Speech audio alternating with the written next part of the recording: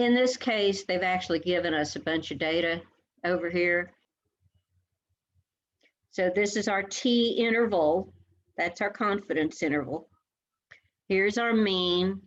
Here's our standard deviation from the sample. And here's our sample size.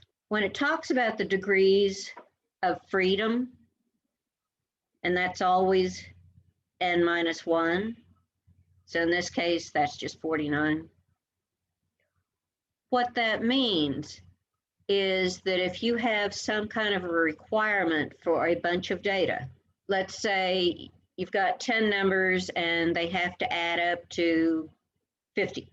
You can actually choose numbers for 9 of those.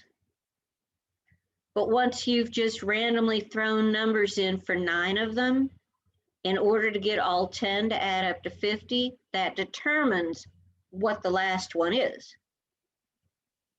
You can't just randomly pick out 10 numbers and demand that they're going to add up to 50.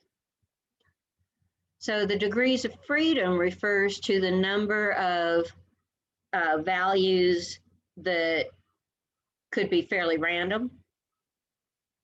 And it's always that last one that is set in stone by the rest of them. That's why when we solve an equation, we can only have one variable in there if we're going to get a numerical answer.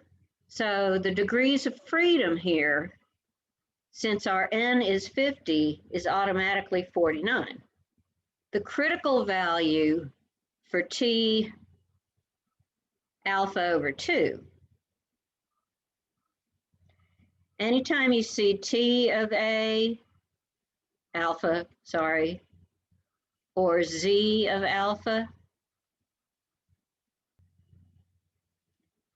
alpha is always what's left over from the 100% after the confidence level. The confidence level refers to the amount in here. This is your confidence level.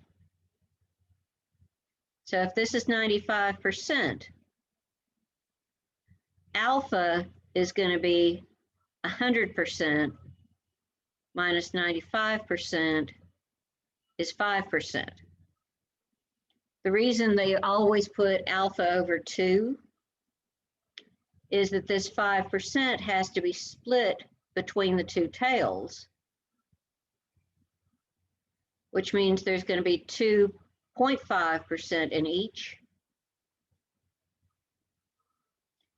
When you're looking up your t-value in a chart, you have to find the amount of area that is below that t-value. And so here, t of alpha over 2, the alpha over 2 is the 2.5% that's up here. This is the amount above the t cutoff value. But what you would have to look up in most tables would be 95 plus 2.5.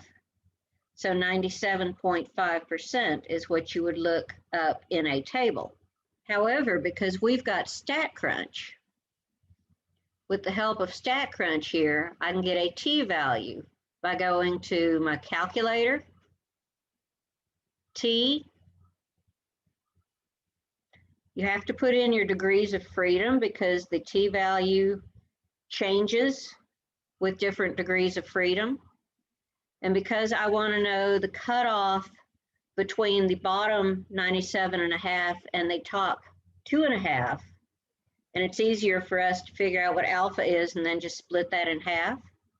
So I'm going to change this to a greater than, change this to 2.5%, which is 0.025, and that's going to give me, to 2 decimal places, 2.01.